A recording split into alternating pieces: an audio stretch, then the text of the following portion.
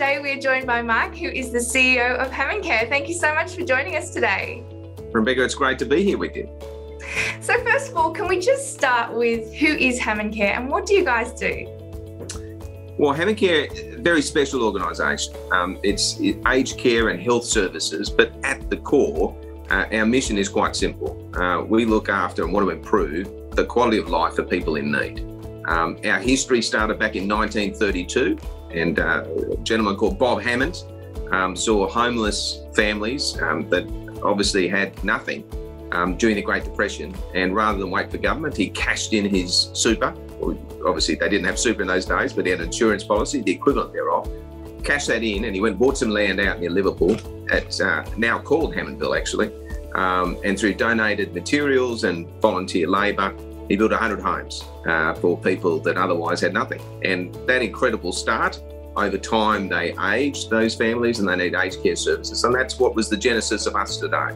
And really what we look for is the opportunity to improve the quality of life of people in need. And whether it be dementia, we have a real specialist understanding of dementia through our residential facilities and our home care facilities. But we also have palliative care hospitals and restorative sort of work in those hospitals with allied health, and we have a dementia centre which helps us with the design and understanding. So that package is an organisation that has a big heart, built on a very proud history, and provides an incredible opportunity for anyone that's interested in making a difference and improving the quality of life for people in need.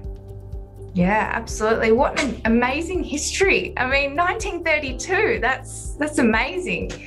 It's a long time ago, but I think I often reflect on during all of those years. Think of where it started and the impact you've had on lives. And each year there's a chance to impact and shape and improve lives. And yeah, so it's pretty amazing history. And not many organisations, part of their history is developed a suburb in the middle of Sydney. So that's pretty special. Yeah, so cool. And now what about yourself, Mark? I know you've had a pretty cool and diverse career. Take us back to when you were at high school. What were you like at high school? What were you thinking that you were going to do? And then take us to what happened after then. Well, at high school, I loved sport. I loved girls, and I loved surfing. That was kind of the collection. All the rest kind of got in the way.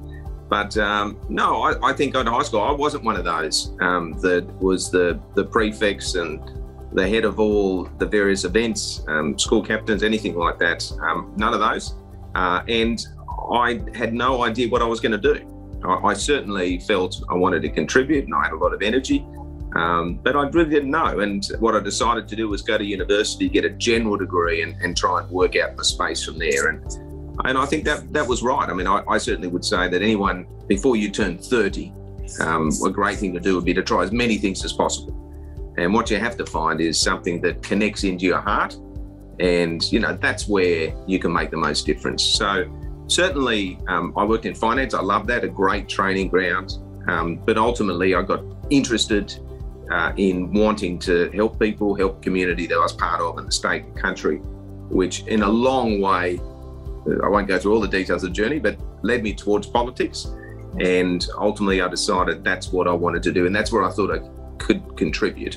And then from there kind of went back to finance, and now I find myself in aged care. So it's not exactly a linear road, but I think it's an example. Look, when you're at school, you have no idea what you're going to do. I had no idea.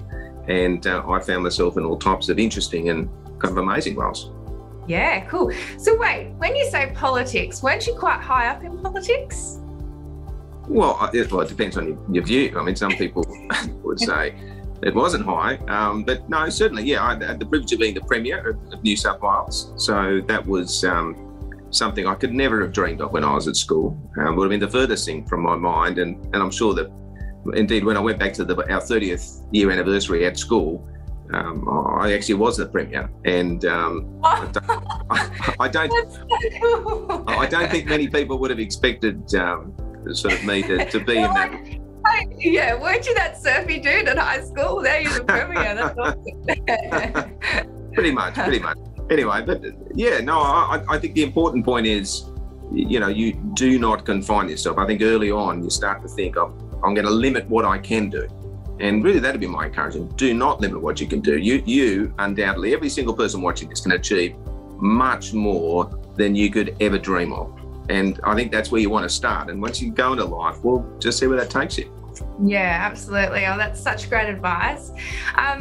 Now, HammondCare, why is that the greatest place on earth to work? Why should all those students who have got that big heart, why should they be considering a career at HammondCare? Well, it's pretty simple. There isn't a day that I've been here that I haven't been inspired. And I mean, even last week, I met this incredible woman who actually had gone through the Holocaust. She'd been through all types of challenges personally. She was living with dementia, and I saw, what society would say, when they saw her and heard her talk. I mean, they would have thought that she had no value. Well, what we say is that not only does she matter, every single person we have the privilege to care for matters, and we have the opportunity to make a difference in her life, her story, her family, her friends, her contribution, and to bring that to life. Yeah. And there are practical things on a daily basis she needs in terms of support. But there is this opportunity across the services of HammondCare to understand and to connect in with every person that matters. In palliative care, we have an opportunity for those that in the last sort of days and weeks, often you have a dream or a wish, and we've got a program where we deliver that. We've had young people, they are unfortunately in a terrible position where they're not going to be with us for long, and some that wanted to get married before that event. And so we provide the opportunity to get married. A family that wanted to go for one last time to look at the Blue Mountains because that had been a long-term memory for them. So whether it be that, whether it be helping, the woman I spoke about, whether it be an overall desire to help people who need help. But it's not one way. What I find is that every single person that's a chance to care and try to improve the quality of life of those that we're dealing with, it comes back. It comes back in like wonderment. I was in wonder with this wonderful woman I met and was intrigued by her story and heard about her courage and was inspired. Yeah. Well, that's not something you get in every sort of job. So I think if you have a heart, and you have to have a heart for our elderly, but most importantly, a heart for people and those in need, well, this is the spot for you. Yeah. Oh, wow. Definitely. Like, the first thing that comes to my mind, is inspiring. That's such an amazing company to be a part of. So while students are at high school now, what do you suggest they're doing to stand out, to get a job at HammondCare? What subjects would you say they should be studying? What extracurricular activities should they be doing? What can they be doing to prepare themselves for a career at HammondCare? Well, anyone that wrote to me and told me about their heart for caring for elderly or people in need, well, that would be something that would blow me away, particularly from someone in high school. But look, I would say that what you want to do, it doesn't matter where you are in life, career, just do your best.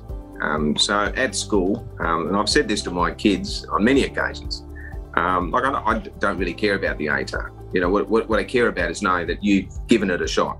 You've worked as hard as you think you can, and the rest doesn't matter. If you do that in life, then you're going to succeed. In terms of coming to HammondCare, the sort of subjects, look, medicine and nursing and clinical understanding is undoubtedly helpful. So the sciences help. I'd hate to say it, a bit of maths helps, sort of in relation to that. And, I understand that people might not want to do that, but, all of that can be overcome with the heart.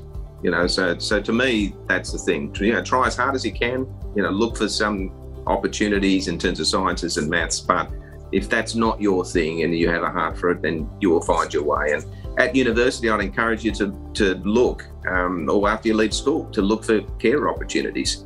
We have carers across HammondCare, incredible jobs that I think that you'd really enjoy. Yeah, awesome. So just finally, what advice would you give your former high school self? If you were to look back at you in high school, what advice would you give yourself? Look, I think it probably comes back to what I said. I would challenge myself to actually think much bigger, dream much bigger than I dared allow myself to. I think that our logical day-to-day sense is to talk down ourselves to ourselves. And, you know, I'm not going to do well in this exam because I'm no good at it. Well, I'll tell you what, maybe if you did more work this time, you might surprise yourself. Yeah. And if you think there's no way I could get into nursing, or there's no way I could be a doctor, there's no way I could get into acting, like I love acting, I guarantee that you individually could do much, much more than you let yourself entertain yourself. And I think that I'd come back to me. You know, when I wasn't sort of any leadership position at school, you kind of sense, well, I'm not a leader. That's my kind of position in life. And, you know, I didn't really reflect on it then. But I think the earlier you understand that, you know, you matter and what you do matters, and you can make a contribution that could potentially change or shape your community, state and country, or dare we say the world, then, you know, that would be a good lesson to have earlier. Certainly as I look back now, I realise that, but at the time in high school, I certainly didn't get there. Yeah, well, thank you so much for your time today. I'm sure we've inspired a lot of people out there to dream big, and yeah, we really appreciate your time. Thank you, Mike. Rebecca, it was great spending time with you, and I hope to see some of you in HammondCare in the future, if not with us, in aged care. Thanks, Mike.